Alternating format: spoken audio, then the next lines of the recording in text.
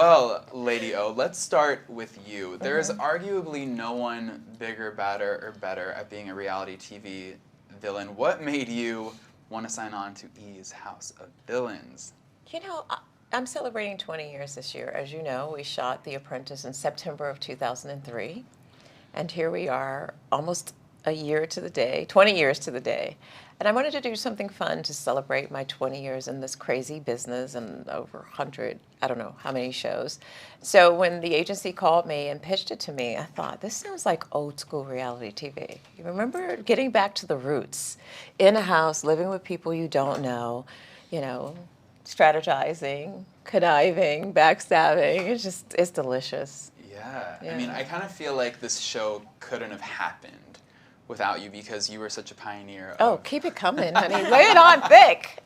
I mean, you really changed the reality TV game, and that was because of your role on The Apprentice. Do you feel like your approach to reality TV villainhood has changed at all, or are you still the same Omarosa from 2003? No, I think it's evolved. I mean, when you watch reality TV now, you see so many people trying to manufacture moments. Yeah, they're putting on these facades, and they don't connect with the viewers in quite the way that Anfisa has connected with her viewership, or Jack's connected with his audience. I mean, we are authentically who we are, and we own our moments. Are you sort of aware of the cachet you have, and how do you use that to your advantage? I mean, you worked in the White House. Well, I don't know that in 2003 I realized the impact of the show, but I think that my roommates can tell you that people stay stuck in those big moments of the reality show. Like, I can't tell you how many times people have asked about Anfisa's red bag and her makeup, right?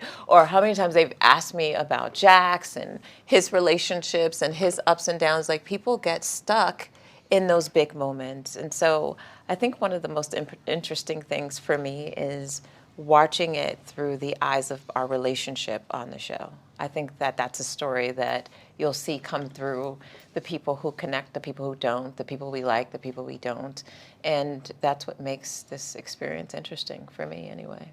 Did any of your roommates or any of the other villains have questions about your time in the White House? Because that is such a singular experience. And were you willing to sort of spill some of that tea? Because I feel like a lot of people are so interested. Well, it was so sad because, like, Corinne didn't know much about politics, so it was hard to have a conversation with somebody who wasn't plugged into, you know, politics, or I don't even know if she could spell White House.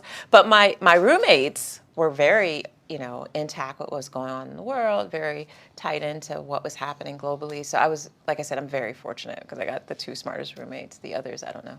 Omarosa, I do have to ask, in your opinion, if Trump loses in 2024, should he run again in 2028, or should he exit politics altogether? I think it'd be very hard for Donald Trump to run for president from jail. So it'll be very hard for him.